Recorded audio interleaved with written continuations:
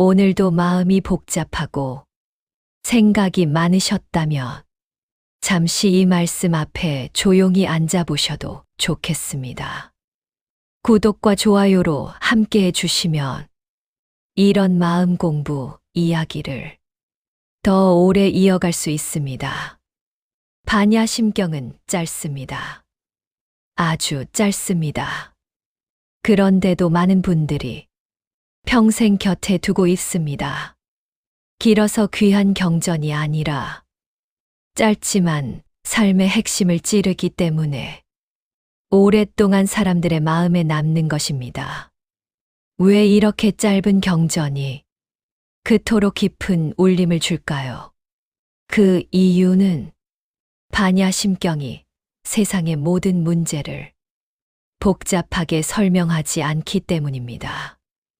오히려 반대로 우리가 왜 괴로운지, 왜 붙잡는지, 왜 두려워하는지, 그리고 어떻게 놓아야 하는지 아주 단정하고 맑게 보여주기 때문입니다. 우리는 보통 삶이 힘든 이유를 밖에서 찾습니다. 사람 때문이라고 생각하고, 형편 때문이라고 생각하고, 건강 때문이라고 생각하고, 자식 때문이라고 생각합니다. 물론 그것들이 괴로움의 계기가 될 수는 있습니다. 하지만 부처님 가르침은 거기서 한 걸음 더 들어갑니다. 정말 괴로움을 만드는 것이 무엇인지를 보라는 것입니다. 반야심경은 세상을 바꾸는 경전이 아니라 세상을 바라보는 눈을 바꾸는 경전입니다. 같은 삶인데도 어떤 사람은 무너지고 어떤 사람은 깊어집니다. 같은 상처를 겪고도 어떤 사람은 원망만 남고 어떤 사람은 지혜를 얻습니다. 차이는 겪은 일의 크기만이 아니라 그 일을 바라보는 마음의 눈에 있습니다. 반야심경은 바로 그 눈, 지혜의 눈을 말합니다. 우리는 흔히 지혜라고 하면 많이 아는 것을 떠올립니다. 말을 잘하는 것, 기억력이 좋은 것, 책을 많이 읽은 것, 세상 이치를 많이 배운 것을 떠올립니다. 하지만 반야심경에서 말하는 지혜는 그런 종류의 지식과 조금 다릅니다.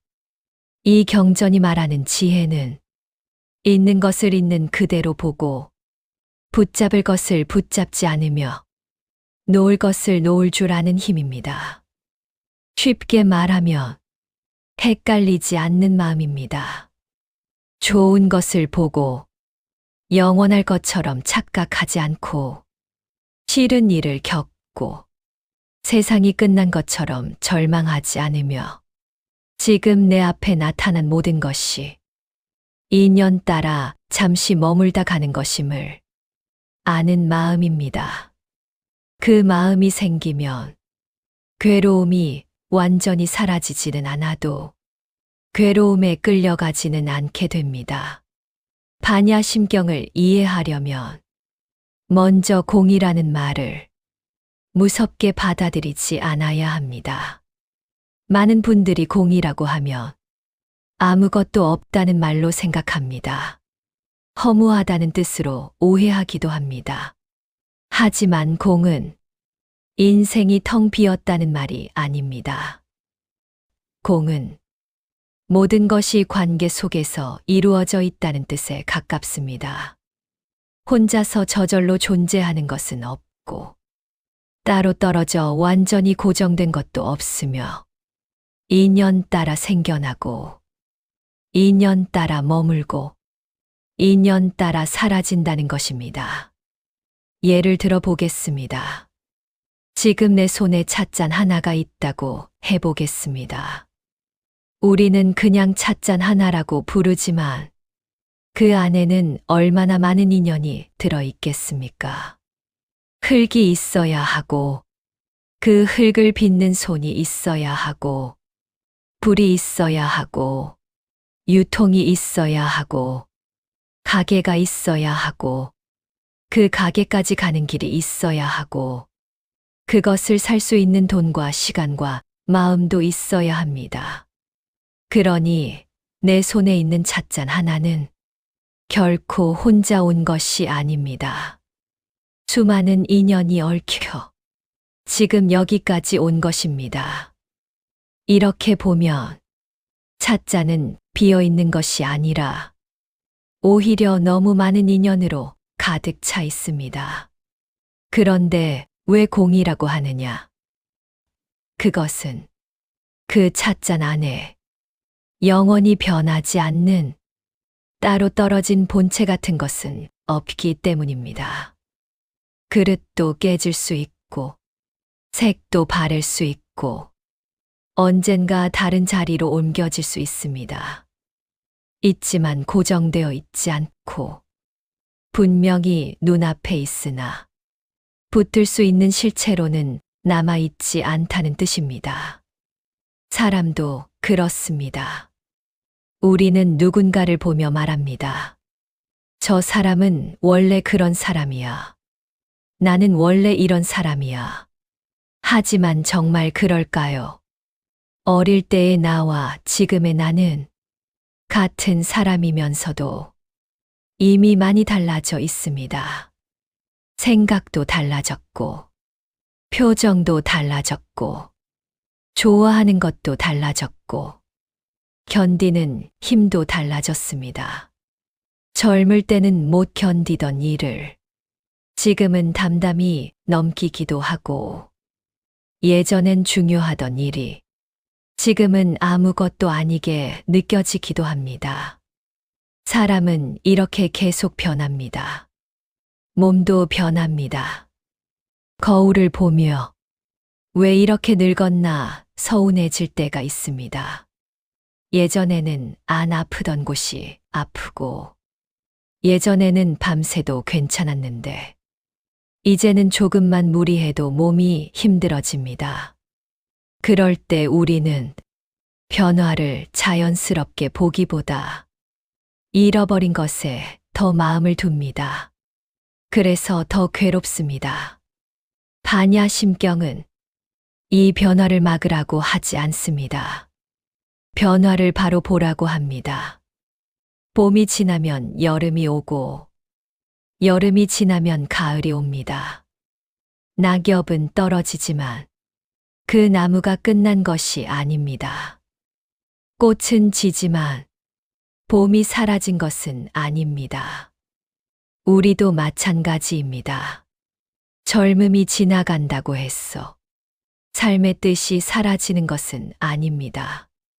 몸이 예전 같지 않다고 해서 내 존재의 가치가 줄어드는 것도 아닙니다. 그런데 우리는 자꾸 형태에 집착합니다. 젊을 때의 몸, 예전의 관계, 내가 원하던 모습, 남들이 인정해주는 자리, 자식이 나를 대하는 태도, 가족이 보여주는 반응, 그런 것들이 조금만 달라져도 내 삶 전체가 흔들린 것처럼 느낍니다. 바로 그때 반야심경은 묻습니다. 정말 그것이 너의 전부였느냐? 정말 그것이 사라지면 너도 사라지는 것이냐? 우리는 여기에 대답하기 어려워집니다. 왜냐하면 평생 붙들고 살아왔기 때문입니다. 반야심경의 유명한 구절 가운데 색즉시공 공즉시색이라는 말이 있습니다. 많은 분들이 이 말을 어렵게 느끼십니다. 하지만 천천히 보면 이 말은 멀리 있는 철학이 아니라 우리 일상과 아주 가까이 닿아 있습니다. 색은 눈앞에 드러난 모든 현상입니다. 내 몸도 색이고, 내 가족도 색이고, 내가 가진 집과 통장과 물건도 색이고, 내 감정이 머무는 대상들도 전부 색입니다. 공은 그 모든 것이 인연 따라 이루어진 것임을 보는 눈입니다. 그러니 색즉 시공은 보이는 모든 것 속에 이미 공의 이치가 들어있다는 뜻입니다. 눈앞의 관계 속에도 변화가 있고 기대가 있고 인연이 있고 헤어짐이 있다는 뜻입니다. 공즉시색은 공이라는 이치가 멀리 추상적인 말이 아니라 지금 내 삶의 구체적인 모습 속에 그대로 드러나고 있다는 뜻입니다. 예를 들어 가족 관계를 생각해 보겠습니다. 부모와 자식의 인연은 깊습니다. 그래서 더 많이 기대하게 됩니다. 내가 이렇게 키웠는데, 내가 이렇게 희생했는데, 내 마음을 알아줘야 한다고 생각합니다. 그 생각이 너무 자연스러웠어. 문제라고 느끼지 못할 때가 많습니다. 하지만 기대가 커질수록 상처도 커집니다. 전화 한 통이 서운하고, 표정 하나가 마음에 남고, 말투 하나에 밤잠을 설칩니다. 왜 그럴까요? 사랑해서 그렇기도 하지만, 한편으로는 내가 붙잡고 있는 상이 있기 때문입니다. 좋은 자식은 이래야 한다. 부모를 대할 때는 이래야 한다. 내가 준 만큼 돌아와야 한다. 그 틀이 강할수록 현실은 더 아프게 느껴집니다. 반야심경은 사랑하지 말라는 것이 아닙니다. 사랑 위에 더 쉬운 고정된 틀을 보라는 것입니다. 공을 이해하면 사랑이 사라지는 것이 아니라 집착이 조금 줄어듭니다. 집착이 줄어들면 오히려 사랑은 더 부드러워집니다. 상대가 내 뜻대로 움직이지 않아도 그 사람의 인연과 사정이 있음을 보게 됩니다. 그러면 원망이 조금 옅어집니다. 원망이 옅어지면 관계는 오히려 숨을 쉽니다. 반야심경은 차가운 무관심을 가르치는 것이 아니라 집착을 덜어낸 따뜻한 자비를 가르칩니다.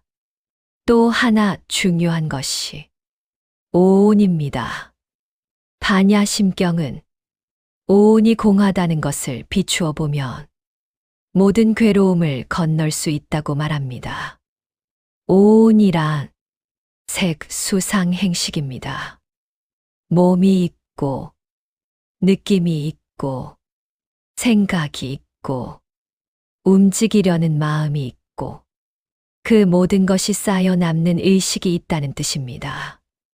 쉽게 말하면, 우리가 한 사람으로 살아가며 겪는 몸과 마음의 전체 작용입니다. 누가 나에게 서운한 말을 했다고 해보겠습니다. 먼저 귀로 듣습니다. 그 다음 마음이 반응합니다. 서운하다고 느끼고 그 말을 자꾸 떠올리고 뜻을 해석하고 왜 그런 말을 했는지 상상하고 다음에는 어떻게 해야 할지 마음을 굴립니다. 그러다 보면 처음 들은 한마디보다 내가 그 뒤에 덧붙인 생각이 훨씬 커집니다. 이것이 바로 오온의 작용입니다. 문제는 그 작용 자체가 나쁘다는 것이 아닙니다. 우리는 살아있으니 당연히 느끼고 생각하고 반응합니다. 하지만 그것이 전부 실체인 것처럼 믿어버리면 괴로움이 커집니다. 오늘 서운했던 감정도 내일은 조금 옅어질 수 있고 며칠 뒤에는 다르게 이해될 수도 있습니다. 그런데 그 순간에는 그 감정이 전부인 것처럼 느껴집니다. 반야심경은 그 순간 멈춰보라고 합니다. 아, 내가 지금 느끼고 있구나. 아, 내가 지금 붙잡고 있구나. 아, 내가 지금 이 생각을 사실처럼 믿고 있구나. 이렇게 비추어 보기 시작하면 감정과 나 사이에 조금 거리가 생깁니다. 그 거리가 바로 지혜의 시작입니다. 반야심경이 말하는 조견, 곧 비추어 본다는 말은 바로 이 자리에서 시작됩니다. 억지로 없애는 것이 아닙니다. 있는 것을 있는 그대로 보되 거기에 딱 달라붙지 않는 것입니다. 화가 나면 화가 난 줄 압니다. 슬프면 슬픈 줄 압니다. 외로우면 외로운 줄 압니다. 그런데 거기서 한 걸음 더 갑니다. 이 감정도 머물다 가겠구나. 이 생각도 절대적인 진실은 아니겠구나. 이 몸도 이 마음도 인연 따라 움직이겠구나. 이렇게 보기 시작하면 고통이 나를 삼키지 못합니다. 반야심경은 결국 두려움을 줄여주는 경전입니다.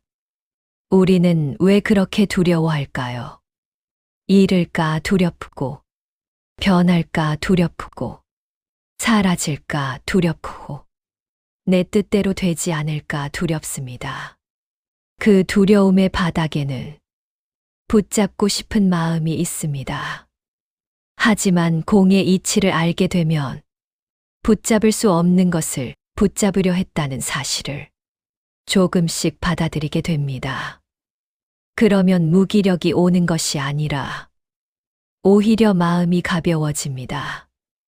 이미 변하는 세상이라면 그 안에서 내가 할 수 있는 최선에 집중하게 됩니다. 이미 내 뜻대로 안 되는 것이 많다면 그 안에서 내가 지킬 마음을 돌보게 됩니다. 이미 모든 인연이 잠시 머무는 것이라면 지금 이 만남을 더 소중히 여기게 됩니다. 이것이 허무가 아니라 깨어 있음입니다. 그래서 반야심경은 얻을 것이 없다고도 말합니다.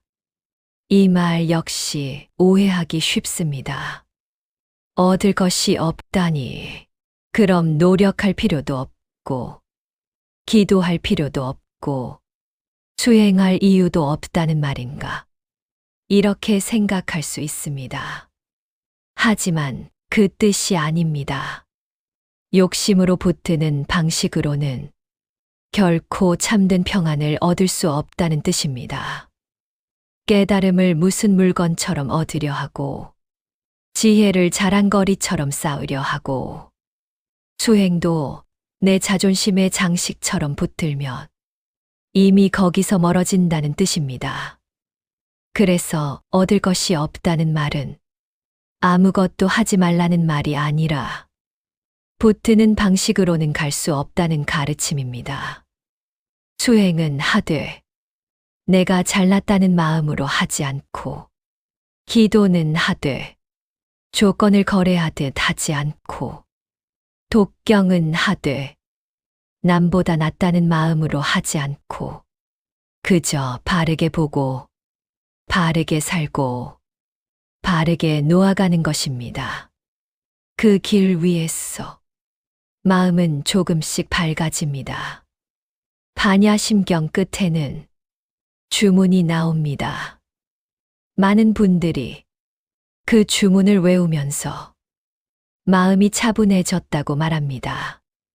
그것은 단지 소리의 힘만은 아닙니다. 그 짧은 소리 안에 지금까지 말한 방향이 다 들어있기 때문입니다. 건너가라는 말, 더 깊이 건너가라는 말, 완전히 건너가라는 말, 그리고 마침내 깨어나라는 말.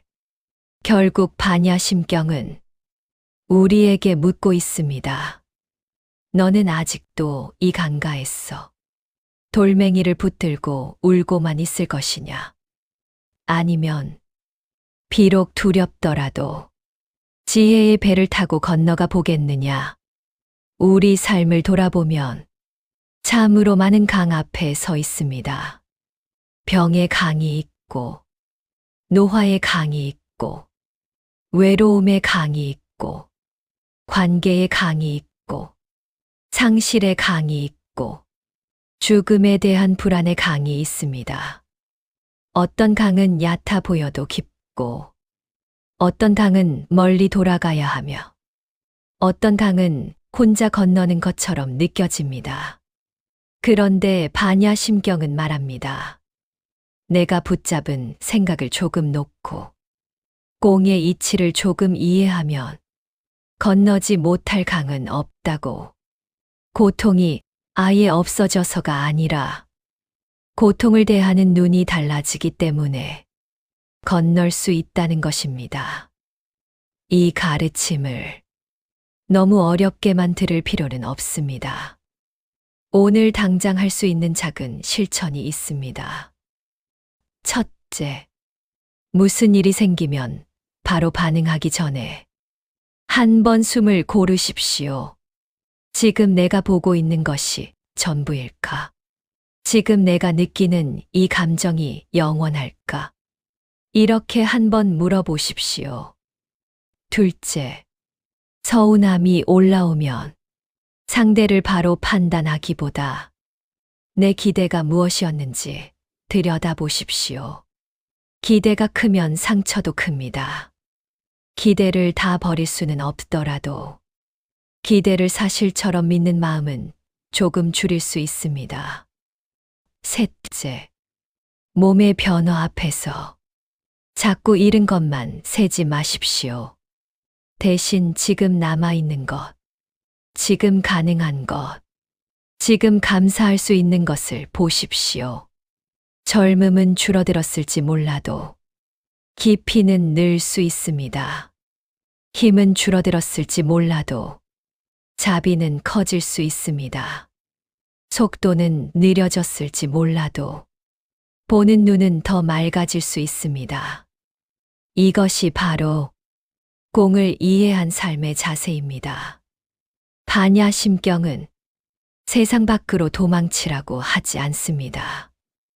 오히려 세상 한가운데서 헛되이 붙드는 마음을 놓고 바로 보라고 합니다. 가정에서도, 시장에서 장을 보면서도, 병원 대기실에서도, 잠들기 전 이불 속에서도 이 가르침은 살아 있습니다. 누군가 나를 서운하게 했을 때, 아, 이것도 인연이구나. 몸이 따라주지 않을 때, 아, 이것도 변화의 일부이구나. 내 뜻대로 안 풀릴 때, 아, 내가 너무 붙들고 있었구나. 이렇게 한 번만 돌아볼 수 있어도 반야심경은 이미 내 삶 안에서 시작된 것입니다. 짧은 경전이지만 평생 읽을수록 새롭게 다가오는 이유가 바로 여기에 있습니다. 젊을 때 읽는 반야심경과 나이 들어 읽는 반야심경은 다릅니다. 고생을 겪은 뒤 읽는 반야심경과 상실을 지나 읽는 반야심경은 또 다릅니다. 처음에는 글자만 보이던 분도 세월이 지나면 문장 사이에 숨어 있던 자비를 느끼게 됩니다. 처음에는 어렵게만 느껴지던 공이 나중에는 아, 그래서 붙잡지 말라는 말이었구나. 아, 그래서 두려워하지 말라는 말이었구나. 하고 마음으로 들어옵니다. 그러니 외우는 것만으로 끝내지 마십시오. 한 줄씩 음미해 보십시오. 색 즉 시공, 공 즉 시색. 이 말을 오늘 내 서운함에 대입해보고, 오늘 내 걱정에 대입해보고, 오늘 내 집착에 대입해 보십시오. 그러면 반야심경은 박물관 속 경전이 아니라 오늘을 건너게 하는 지혜가 됩니다. 그리고 언젠가 정말 힘든 날이 올 때, 아무 말도 위로가 되지 않는 밤이 올 때, 이 짧은 경전의 한 구절이 당신을 다시 붙들어 줄 것입니다. 내가 붙잡고 있는 것이 전부가 아니구나. 지금 이 괴로움도 영원하지 않구나. 이 마음도, 이 생각도, 이 인연도 잠시 머물다 가는 것이구나. 그때 우리는 고통 한가운데서도 조금은 숨을 쉬게 됩니다. 그 숨이 다시 살게 하고 그 지혜가 다시 걷게 합니다. 반야심경은 결국 우리에게 없애야 할 적을 알려주는 경전이 아닙니다. 오히려 헛되이 붙들고 있던 손을 조용히 펴게 하는 경전입니다. 그 손이 펴질 때 미움도 조금 내려가고 원망도 조금 가라앉고 두려움도 조금 옅어집니다. 그리고 그 자리에 지혜와 자비가 함께 들어옵니다. 오늘 이 말씀을 들으신 여러분 마음에도 그 작은 변화가 시작되기를 바랍니다. 읽을수록 가벼워지고 외울수록 맑아지고 살수록 깊어지는 경전. 반야심경은 그렇게 우리 삶을 조금씩 바꾸어 갑니다. 마지막으로 이렇게 기억하시면 좋겠습니다. 반야심경은 어려운 말로 나를 눌러놓는 경전이 아니라 붙잡지 말라고, 두려워하지 말라고, 있는 그대로 보라고, 끝내는 건너갈 수 있다고 조용히 손 내미는 경전입니다. 오늘도 마음이 복잡하셨다면 반야심경 한 구절을 곱씹어 보십시오. 그리고 스스로에게 이렇게 말해 보십시오. 지금 내 마음이 붙잡고 있는 것은 무엇인가? 그것을 보는 순간 지혜는 이미 시작되고 있습니다. 이어서 더 깊이 들어가 보겠습니다. 우리는 왜 반야심경을 읽으면서도 막상 현실에 들어가면 다시 흔들릴까요? 이유는 단순합니다. 알아듣는 것과 살아내는 것은 다르기 때문입니다. 귀로 들을 때는 맞는 말 같습니다. 책으로 읽을 때도 고개가 끄덕여집니다. 모든 것은 변하고 모든 것은 인연 따라 생기고 붙잡을 것이 없다는 말이 이성적으로는 이해됩니다. 그런데 막상 내 일이 되면 달라집니다. 내 자식이 차갑게 굴면 마음이 무너지고 내 몸이 아프면 세상이 끝난 것처럼 두렵고 내가 아끼던 사람이 멀어지면 그 이치를 잊어버립니다. 왜 그럴까요? 반야심경을 모르는 것이 아니라 내 마음이 아직 습관대로 반응하기 때문입니다. 우리는 오랫동안 붙잡는 방식으로 살아왔습니다. 좋은 것은 꼭 내 것이어야 안심이 되고 싫은 것은 빨리 사라져야 마음이 놓입니다. 내가 원하는 방향으로 흘러가야 평안하다고 믿었습니다.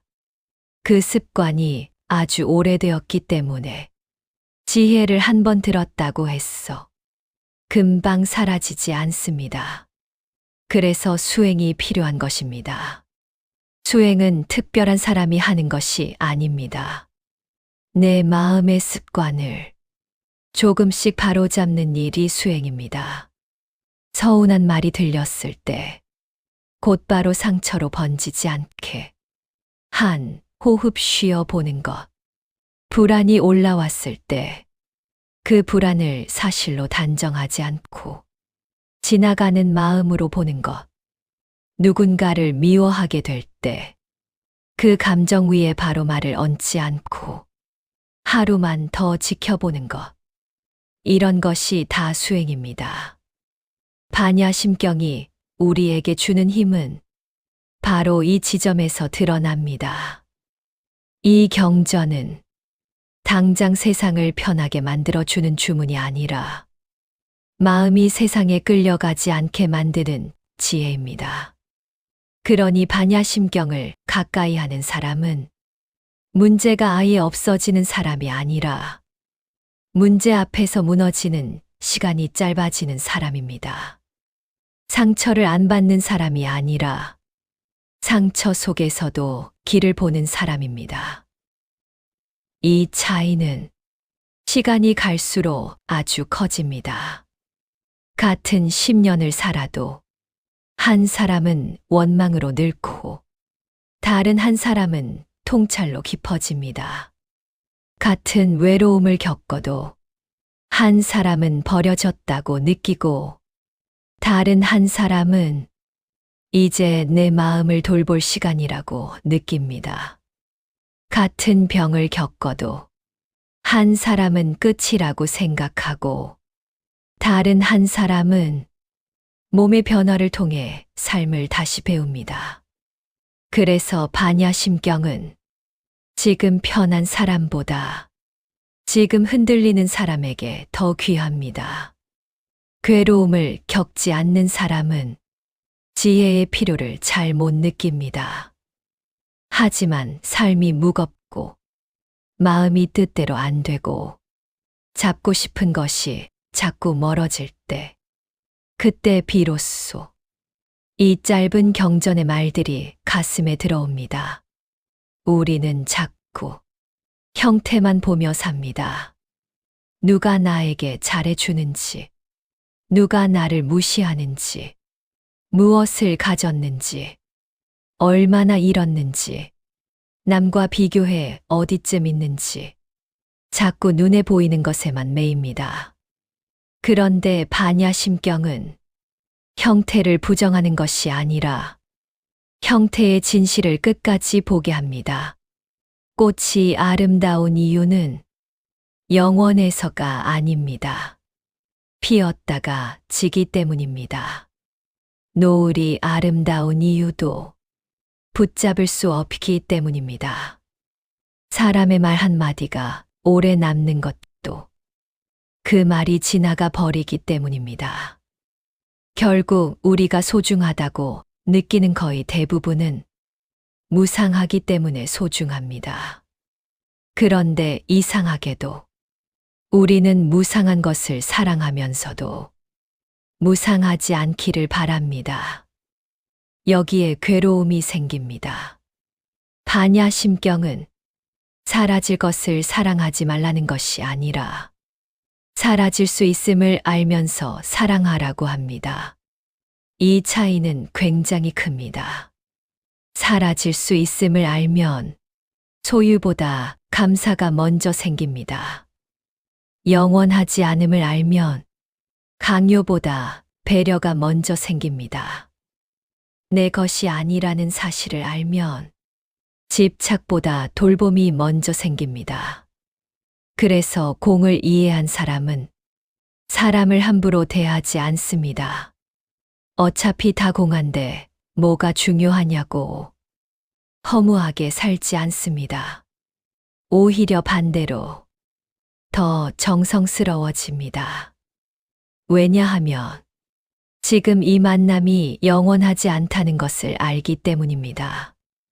지금 이 식사, 지금 이 대화, 지금 이 건강, 지금 이 평범한 하루가 다시는 똑같이 오지 않는다는 것을 알기 때문입니다. 그렇게 보면 반야심경은 삶을 가볍게 보게 만드는 경전이 아니라 삶을 더 귀하게 보게 만드는 경전입니다. 우리는 흔히 깨달음이라고 하면 대단한 체험을 떠올립니다. 눈앞이 환해지고 모든 번뇌가 끊어지고 늘 평온하고 항상 웃는 상태를 떠올리기도 합니다. 하지만 실제 우리의 삶에서 깨달음은 그렇게 거창하기보다 훨씬 조용하게 옵니다. 예전 같으면 하루 종일 붙잡고 괴로워했을 일을 이제는 반나절 만에 놓게 되는 것. 예전 같으면 상대 말에 즉시 반응했을 텐데 이제는 한 번 더 생각하게 되는 것. 예전 같으면 내가 옳다고 끝까지 밀어붙였을 텐데, 이제는 저 사람도 저럴 이유가 있겠구나 하고 한 걸음 물러서는 것. 이런 변화가 쌓여 마음은 조금씩 밝아집니다. 그리고 어느 날 돌아보면 예전의 나보다 덜 흔들리고, 덜 미워하고, 덜 두려워하는 자신을 만나게 됩니다. 그것이 바로 지혜가 삶 속에 스며든 흔적입니다. 반야심경을 공부할 때 놓치지 말아야 할 것이 하나 더 있습니다. 이 경전은 생각으로만 붙들면 점점 멀어집니다. 반대로 삶 속에서 확인하면 점점 가까워집니다. 예를 들어 아침에 일어나 몸이 무겁다면 그 자리에서 무상을 볼 수 있습니다. 어제와 오늘의 몸이 다르다는 것을 억지로가 아니라 사실로 인정해 보는 것입니다. 누군가의 태도가 달라졌다면 그 자리에서 공을 볼 수 있습니다. 사람 마음도 인연 따라 변하는구나. 나도 변하고 저 사람도 변하는구나. 이렇게 보면 됩니다. 계획한 일이 어긋났다면 그 자리에서 무엇을 배울 수 있습니다. 내 뜻대로 흘러가야만 한다는 생각이 얼마나 강했는지 발견할 수 있기 때문입니다. 반야심경은 절에 가야만 만나는 것이 아닙니다. 병원 진료실 앞에서도 만나고, 주방 설거지 중에도 만나고, 버스 안에서도 만나고, 잠들기 전 불 꺼진 방에서도 만납니다. 내 마음이 일어나는 모든 자리가 곧 공부 자리입니다. 누군가가 나를 칭찬했을 때도 공부할 수 있습니다. 기분은 좋지만 그 칭찬이 내 존재 전부를 증명하는 것은 아님을 보면 됩니다. 누군가가 나를 비판했을 때도 공부할 수 있습니다. 마음은 아프지만 그 말이 내 전부를 규정하는 것은 아님을 보면 됩니다. 돈이 들어왔을 때도 공부할 수 있습니다. 고맙지만 영원하지 않음을 알면 들뜸이 줄어듭니다. 돈이 나갔을 때도 공부할 수 있습니다. 아쉽지만 그것으로 삶 전체가 사라진 것은 아님을 보면 무너짐이 줄어듭니다. 좋은 일도 공부 자리이고 힘든 일도 공부 자리입니다. 반야심경은 좋은 일만 평온하게 만드는 경전이 아니라 힘든 일까지도 지혜로 바꾸게 하는 경전입니다. 그래서 오래 읽을수록 이 경전은 내 마음을 들추어냅니다. 내가 무엇을 두려워하는지, 무엇에 기대고 있는지, 어디서 상처받는지, 왜 자꾸 같은 문제로 무너지는지 조용히 보여줍니다. 처음에는 그것이 불편할 수도 있습니다. 왜냐하면 세상이 문제라고 생각했는데 자꾸 내 마음을 보게 만들기 때문입니다. 상대가 잘못했다고만 생각했는데 그 안에 내 집착과 기대도 같이 보이기 때문입니다. 하지만 바로 거기서 자유가 시작됩니다. 내 마음을 보지 못하면 나는 늘 바깥에 끌려다닙니다. 누가 잘해주면 올라가고 누가 차갑게 굴면 내려갑니다. 형편이 좋으면 안심하고 형편이 나빠지면 절망합니다. 이렇게 살면 평생 내 마음의 주인이 되기 어렵습니다. 반야심경은 바깥을 통제하게 하는 힘보다 내 마음으로 돌아오게 하는 힘을 줍니다. 그 힘이 생기면 인생의 파도가 아예 없어지지는 않아도 배가 뒤집히지는 않습니다. 여기서 한 가지 꼭 말씀드리고 싶은 것이 있습니다. 반야심경을 안다고 해서 사람 냄새가 없어지는 것은 아닙니다. 슬플 때 슬프고, 보고 싶을 때 보고 싶고, 아플 때 아프고, 서운할 때 서운한 것은 여전히 인간의 자연스러운 모습입니다. 문제는 그 감정을 느끼는 것이 아니라 그 감정이 진실의 전부라고 믿는 데 있습니다. 반야심경을 가까이 한 사람은 감정을 없애려 하지 않습니다. 다만 감정에 휘둘리지 않으려 합니다. 눈물이 날 때는 울 수 있습니다. 하지만 울면서도 이 슬픔이 영원하지 않다는 사실을 압니다. 화가 날 때는 화를 느낄 수 있습니다. 하지만 그 화가 나 자체는 아니라는 사실을 압니다. 외로울 때는 외로움을 느낄 수 있습니다. 하지만 그 외로움 위에 나는 버려진 사람이다. 나는 쓸모없는 사람이다. 이런 결론을 함부로 얹지 않습니다. 이것이 바로 감정을 모르는 냉정함이 아니라 감정을 다루는 지혜입니다. 많은 분들이 노년에 관계보다 자기 마음이 더 어렵다고 말합니다. 예전에는 바빠서 몰랐는데 이제 조용해지니 마음이 더 선명해진다고 말합니다. 지난 세월의 후회, 가족에 대한 서운함, 몸의 불안, 앞날에 대한 막막함, 이런 것들이 낮에는 괜찮다가도 밤이 되면 또 올라옵니다. 그럴 때 반야심경은 이런 질문을 던집니다. 지금 올라오는 이 생각은 정말 사실 그 자체인가? 아니면 내 두려움이 더한 해석인가?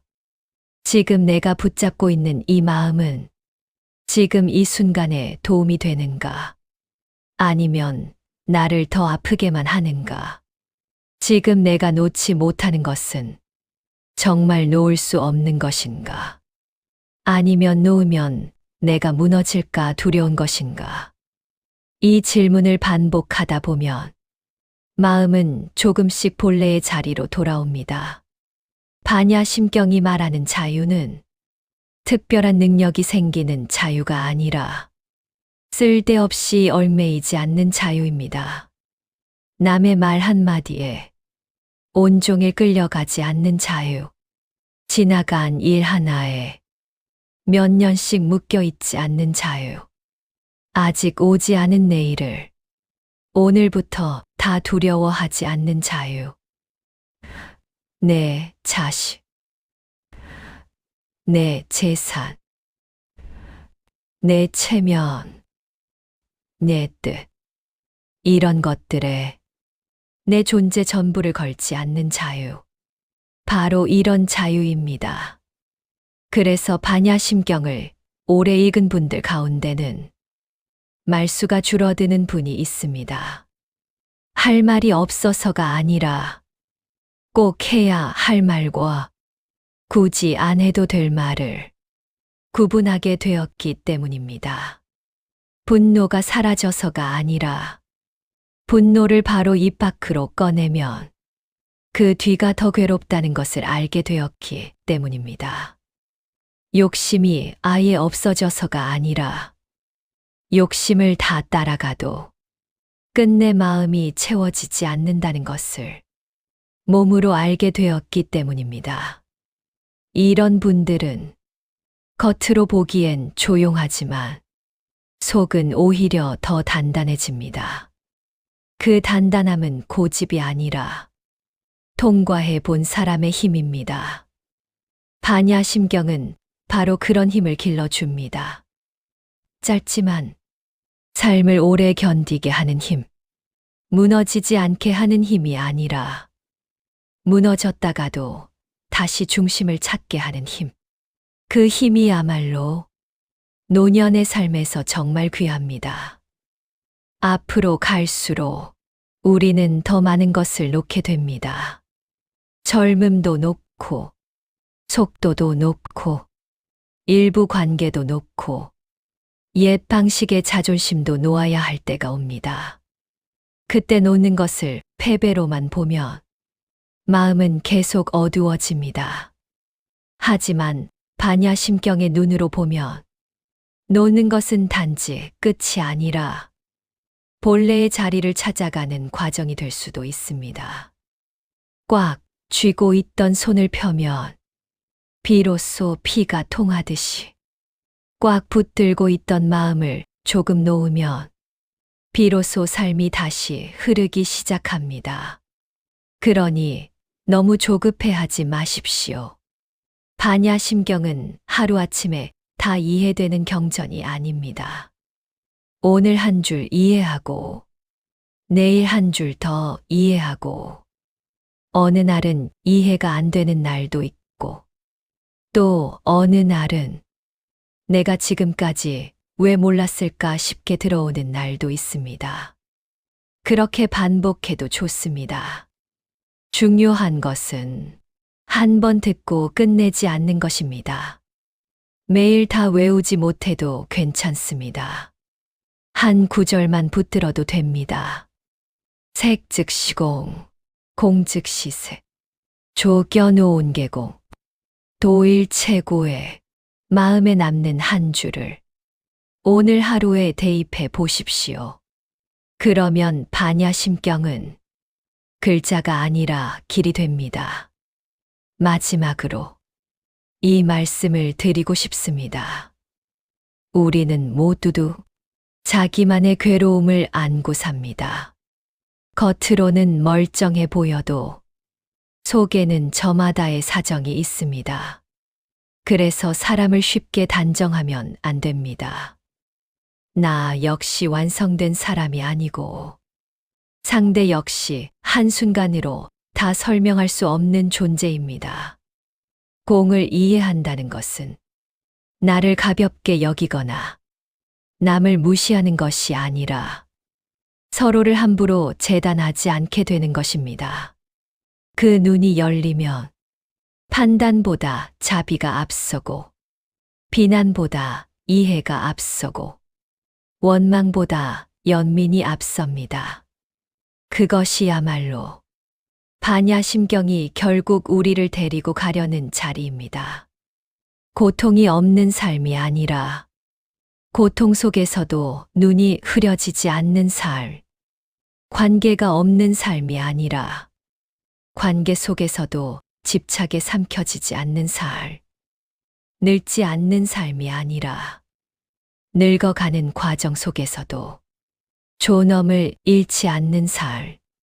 반야심경은 그 삶으로 우리를 초대합니다.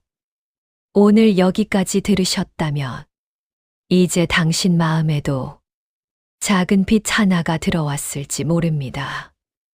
당장 모든 걱정이 사라지지 않아도 괜찮습니다. 다만 한 가지만 기억하십시오. 지금 내 마음이 붙잡고 있는 것을 내가 알아차리는 순간 지혜는 이미 시작됩니다. 그 알아차림을 오늘 밤에도 놓치지 마시기 바랍니다. 다음 말씀도 같은 마음으로 전해드리겠습니다. 관세음보살